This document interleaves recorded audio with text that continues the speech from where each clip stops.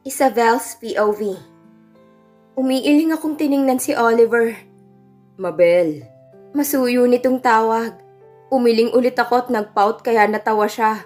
Halatang halata ba na nagpapaawa ako? Ayoko. Sabi ko. Isabel, isa. Sabi nito. Why do you have to call me in my real name? Mas lalong ayoko na. Sabi ko. I even crossed my arms. Nagulat ako nang sabuyan niya ako ng tubig. Devin naman! Sabi ko at pinandilatan siya. Nasa swimming pool siya ngayon dito sa bahay at sobrang nag-e-enjoy siyang busitin ako. Let's go. Come down here. Mag-swimming ka na. Sabi niya. No, alam mo naman na hindi ako marunong lumangoy, diba? Makakalimutin ka na ba? Sabi ko dito at inirapan siya bago ko binuksan ang magazine na dinala ko. Of course, I know that. Sabi niya, simpleng tinapunan ko siya ng tingin. Nakatopless ito ngayon kaya pakiramdam kong init sobra sa Pinas kahit gabi na. Oo, alam ko naman na model siya at maganda ang katawan niya. Pero hindi niya na kailangang i-show off ang fully designed abs, back, chest, and shoulder niya. Nag-init ang pisngi ko dahil para akong isang batang babae na first time makakakita nito at nagkakaroon ng hidden desire. Matangkad at may itsura lang naman siya ng high school kami. Hindi naman ganito kalakas ang appeal niya noon. Pero ngayon, my goodness. Mas malaki pa ata ang chance na ma-rape siya kaysa siyang mang-rape. Umiling-iling ako. Grabe, Mabel, ang layo na nang narating ng utak mo. What are you thinking? Nagulat ako na magsalita ulit si Devin, kaya tiningnan ko na siya. You're even shaking your head. Are you debating yourself kung gwapo ba talaga or gwapo ako? Ha? Iisa lang yun eh. Sabi ko, I faked a laugh. Hindi ka lang ubod ng gwapo, ubod ka din ng yabang. Tumawa siya at sinabuyan ulit ako ng tubig. By the way, I have a question. Sabi ko. Lumapit ka muna dito so that I can hear you better and masagot ko yung tanong mo. Sabi nito sa akin. I sighed and then inilapag ko yung magazine sa mini bench dito bago ako nag-squat sa may pinaka-end ng pool para maging magka-level kami. Pakiramdam ko'y nakukuryente na agad ako sa piling pa lang na napakalapit sa akin ni Oliver. Naisip ko na naman ang gabing bigla niya akong hinalikan pagkatapos akong sugurin ni Mommy. Pagkatapos nun ramdam ko ang pagbabago niya. Naging mas caring at sweet siya. Kahit minsan ay nagsusungit pa din. Ramdam kong unti-unti ko na ulit napapalabas yung Oliver. What's your question, my dear wife? Tanong niya. Halos nahigit kong paghinga ko nang lumapit siya. At konting-konti na lang ay magdidikit ng labi namin.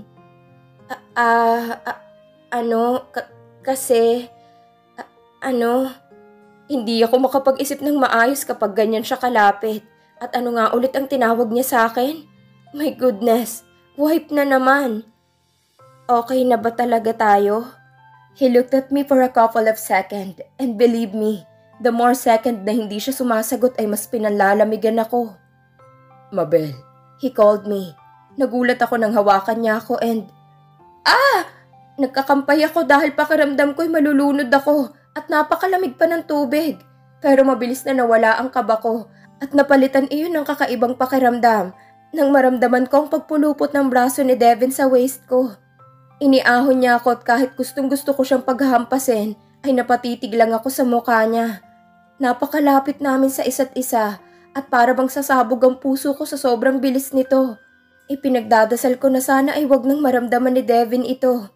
I looked at him. 9 years na sa billboard, magazine o TV ko lang siya nakikita. Naalala ko pa noong unang makita ko siya sa magazine. Hindi na yata ako napakali since then. Ibang-iba na ang itsura niya. May itsura naman si Devin nung high school kami. Pero sobrang na-enhance simula nung mag-showbiz siya. Ang gwapo ng asawa mo, no? He asked me kaya natawa ako. Buisit ka, akala ko malulunod na ulit ako. Sabi ko kaya sinimangutan ko siya. I won't let that happen again. I will always be by your side. Sabi niya kaya mas lalong gusto kong mag-hyperventilate. Hindi ko napigilan ng ngumiti. You're back, sabi ko dito. He smiled back at me. At itong moment na tong pinakapaborito ko sa lahat. Parang kami lang ang tao sa mundo. Na parang wala kaming paki sa lahat as long as we have each other. I really wanna kiss you right now. Sabi niya sa akin. What? Mas nagulat ako nung lumapit siya sa akin at siniil ako ng halik. Devin Oliver is kissing me. Napapikit ako dahil tuluyan na akong nadala ng mga halik niya. His soft lips taste like cherry. I felt him pulled me closer, making our kiss deeper. Pakiramdam ko'y mababaliw na ako. Pinulupot ko ang mga braso ko sa batok niya dahil parang makakabitaw na ako sa kanya. Hindi ko alam kung gaano magkadikit ang mga labi namin. Pero nung magbitaw kami, ay parehas kami naghahabol ng hininga. Yumuko lang ako dahil sobrang nagiinit ang mukha ko. What just happened, Mabel? Ano na? Wala na. Nabaliw ka na. Look at me. Nagulat pa ako nang magsalita si Devin. I forced myself to look at him. Malamang pulang-pula na ang mukha ko. I bit my lip. Diyos ko, magpapalunod na lang ako kasi hiyang-hiya na ako. Are you seducing me right now? Diretso niyang tanong sa akin. Hindi. Hindi, no? Sabi ko at umiling-iling pa. You're biting your lips. Mabel, you're making me crazy. I told you I'm not seducing you, Mr. Donovan.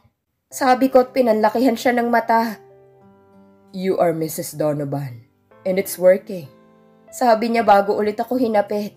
Hindi ko na maramdaman ang lamig ng tubig. At si Devin na lang ang nagmamatter sa akin ngayon.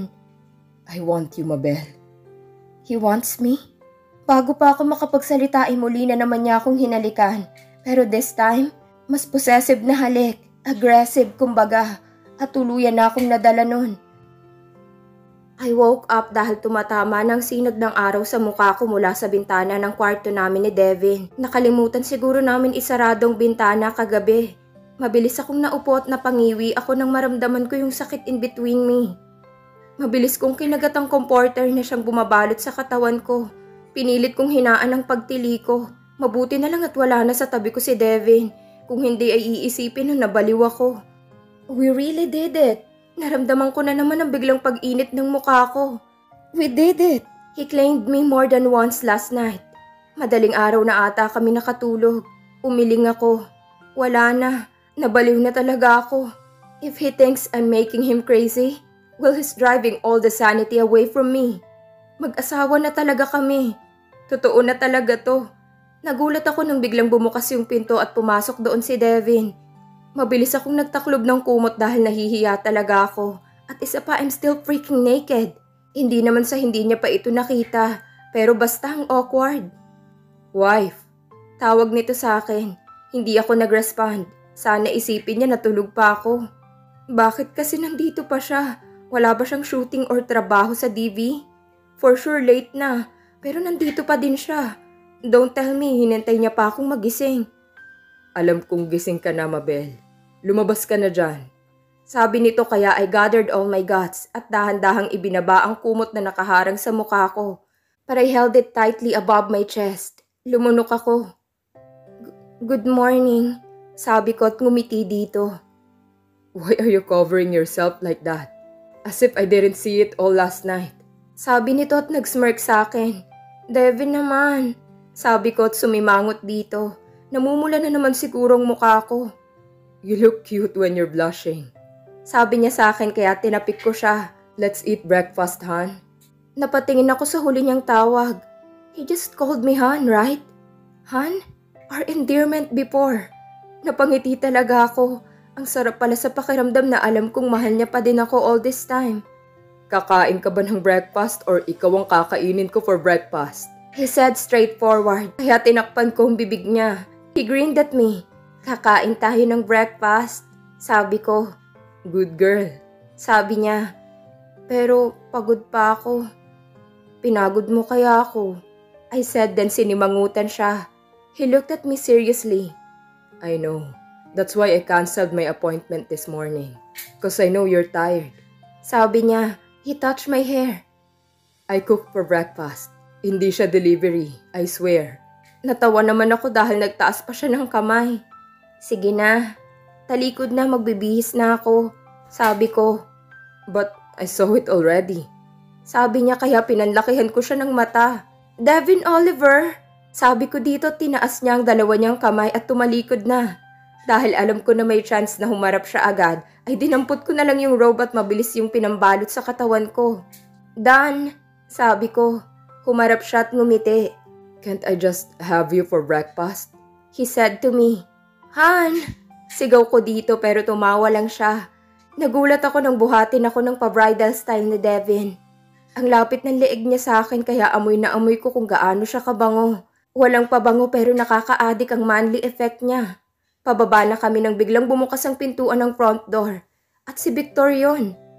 Sorry, sir. Mabilis na sabi nito at yumuko. Mabilis naman akong nahiya aside sa buhat ako ni Devin. Naka-bathrobe lang kaya ako. Out! You fool! Sigaw ni Devin kaya mabilis na lumabas si Victor. He saw you. I should fire him. Sabi nito na bakas pa din ang pagkainis. Mabilis kong hinawakan ang mukha niya at pinatingin siya sa akin. Hey, calm down. Sabi ko, madalas ko itong ginagawa lalo na nung bata pa kami. Kapag kinakabahan siya sa mga sasalihan niyang competition. Hindi naman sinasadya yun ni Victor. Ano ka ba? But still. Legs lang naman nakita niya. Sabi ko. Still, it's part of your body. And everything about you is mine. Because you are mine, Mabel. And I don't share what's mine. Sigaw nito. Buhat niya pa din ako kaya kinakabahan ako na baka ibagsak niya ako. Pero hearing these words, parang nakalutang ang puso ko sa ere. Nakakatuwa at sobrang nakakapagpasaya sa akin.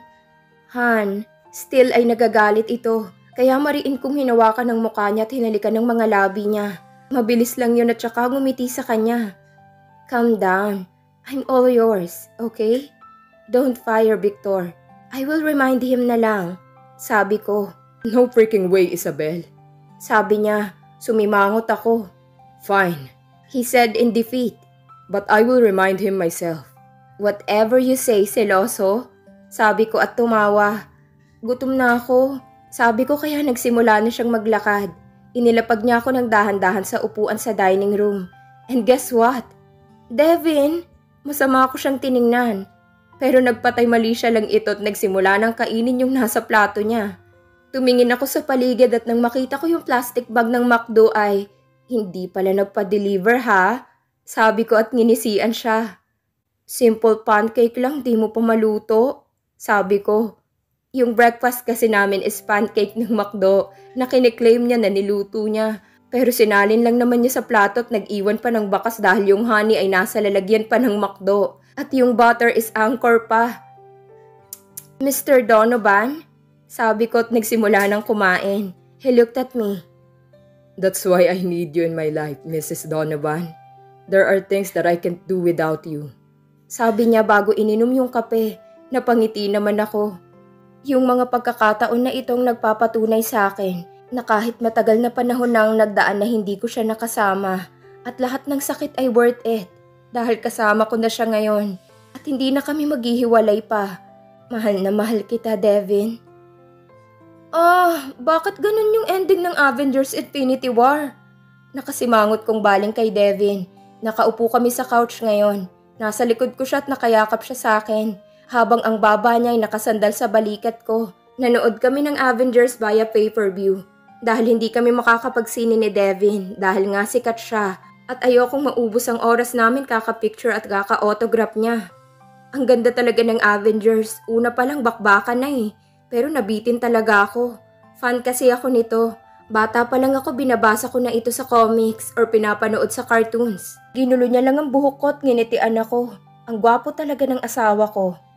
I think aside sa pag hindi nila tinapos pa yung palabas, magiging sobrang haba ng movie is because remember, may Justice League Part 2. So kailangan nilang tapatan yun. Sabi niya, namamangha akong sabihin. Ang talino mo talaga, Han. Sabi ko, it's just a marketing strategy. It's normal dahil businessman din ako. Sabi niya, yumakap na lang ako sa kanya at mabilis siyang hinalikan sa pisngi. Nanananching ka. Sabi nito kaya natawa ako. Talaga? Talaga? Sabi ko at mas pinagkikis pa siya. Stop it, Han. Huwag kang makulit. He said and then tiningnan ako. Kapag hindi ka tumigil, hindi ka na makakalabas ng kwarto. Natawa ako. Oh, you're threatening me now, Mr. Donovan? Sabi ko at nag-cross arms pa. I'm not. Believe me. Sabi niya, nagulat ako nang mabilis niya akong i-corner sa side ng couch at mabilis akong hinalikan. Ang saya ko dahil 2 linggo na kaming maayos. As in ganito siya ka-sweet at ganoon din ako. We're living normal as a couple. It feels great na alam kong nasa tabi ko si Devin. Nagulat kami sa pagbukas ng pinto kaya mabilis akong lumayo kay Devin. Pero mabilis naman niya akong kinabig kaya nakayakap na ulit siya sa waist ko. Don't you know how to knock, Victor? Inis na sabi ni Devin at bumaling kami sa taong nakatayo sa front door. Victor is standing there. But he is not alone. May katabi siya at nanlaki ang mata ko nang makita yon. Mabilis kong inalis ang nakakapit na kamay ni Devin sa akin at tumayo. Halos madapa ako, makalapit lang ako sa kanya. Mabilis ko siyang niyakap. Keisha! Masaya kong sabi at mahigpit na niyakap ang best friend ko. Mabuti naman at nagkita na tayo ulit. Dagdag ko. Bumitaw na ako sa kanya at tiningnan siya. Ang ganda-ganda na ni Keisha. Sobrang na-enhance ang physical features niya since nag-mature na ito. Ngumiti siya sa akin. Oh, how I missed her. Mabel, nakabalik ka na din pala. I don't know that you are here. Sabi nito sa akin. Mahabang explanation eh. Pero okay naman na. Pasensya na, hindi ko kasi alam paano ka kukontakin to inform you na okay na kami ni Devin. Sagot ko, nakita kong tumayo na si Devin at lumapit siya sa amin. I smiled at him. How was your study? Natapos mo na ba yung bagong course mo sa Paris? Tanong ni Devin. Yeah, tapos na ako. Kailangan ko din kasing umuwi. Sagot nito. Kumain ka na ba? Maghahanda ako for lunch. Sabi ko. Hindi, okay lang Mabel. Don't bother yourself. Keisha said. Ang aga mo naman ngayon dito sa bahay ni Devin, Mabel. Tanong niya sa akin. Kaya natawa ko sa tanong niya. I looked at Devin, but nag-smirk lang ito. Maaga talaga ako dito kasi dito ako nakatira. Sabi ko, nagpakasal na kami. Pero hindi ko alam kung anong meron pero namutla siya ng todo. Okay ka lang ba? Worried kong tanong. Devin, paupuin muna natin si Keisha. Baling ko sa asawa ko. Mabilis na umiling si Keisha. No, okay lang ako. Jet lag lang siguro. Bumaling ng tingin si Keisha kay Devin. And the moment their eyes met, hindi ko alam pero I felt uncomfortable. I shook my head. Kung ano-anong pinag-iisip ko. Pati ba naman kaibigan ko pagseselosan ko? Isa pa, I have trust with Devin. 9 na taon ang hinintay namin para magkasamang muli. Tumikhim ako dahil parang naging awkward ang aura sa pagitan naming tatlo. Okay lang kayo? Tanong ko. Tumingin sa akin si Devin at ngumiti. I can't help but smile back. Dahil alam ko sa sarili ko na mahal ako ng lalaking nasa harapan ko. Nothing, hon. Sagot ni Devin. Sorry, Mabel. I just didn't know na you guys are married na. Since tapos na tayong manood, aalis na muna ako. May i-check lang ako sa DV. And I will leave some task with Harriet. Okay. Tama. Umalis ka muna na makapagkwentuhan naman kami ni Keisha. Storbo ka eh. I said kaya natawa kaming tatlo. At saka wag mo namang pahirapan ng todo si Harriet. Ang bait-bait kaya nun. As you wish, wife. Devin said. Sige Keisha, I have to go. Pagkasabi nito'y tumalikod na ito para umakyat sa itaas. Tara, upo muna tayo. Pag-anyaya ko kay Keisha. Tumango siya kaya nauna na akong maupo sa couch. Kamusta ka na? Ang ganda-ganda mo na. May boyfriend ka na ba? Tanong ko dito. Umiling siya. Wala pa.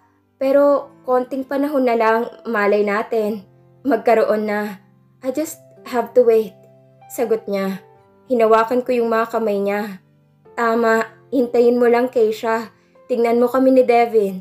We've been apart for 9 years pero nagkita at nagkasama kaming ulit. Hindi ko talaga expected na magiging maayos ulit kami. Sabi ko, bilib ako sa'yo. Napakalaki ng tiwala mo kay Devin. I just smiled at her. Napatingin kami sa hagdan dahil pababa na si Devin at nakasuit na ito. Lumapit ito sa akin at mabilis akong hinalikan sa pisngi. I'll be back before dinner. Sabi nito kaya tumango ako. Ingat ka, text mo lang ako kung may problema. Sabi ko. Ay, Devin, oo nga pala, isasama ko si Mabel mamaya para magmerienda. Keisha said. Tumingin lang sa akin si Devin at tumango ako. Gusto ko din kayang lumabas. He sighed. Fine, just call me if kailangan mong magpasundo. Devin said kaya halos mamula ako sa kilig. Simple actions and words pero malakas ang epekto sa akin. Gotta go, hon. See you. Sabi nito bago nagmamadaling umalis. Nakangiti pa din akong bumaling kay Keisha. Pero laking gulat ko nang makitang nakasunod pa din ang tingin si Keisha sa papalabas ng bahay na si Devin. Ayokong mag-isip. Mabel, wag kang ganyan please. I keep reminding myself. So, saan tayo pupunta mamaya? Panimula ko kaya napatingin sa akin si Keisha. Oh, sorry. Diyan lang, malapit lang. For sure, magugustuhan mong pagkain doon. Sabi niya. I hope so. Sagot ko. I hope din na mali ang iniisip ko sa mga tingin mo kay Devin. I must be going crazy.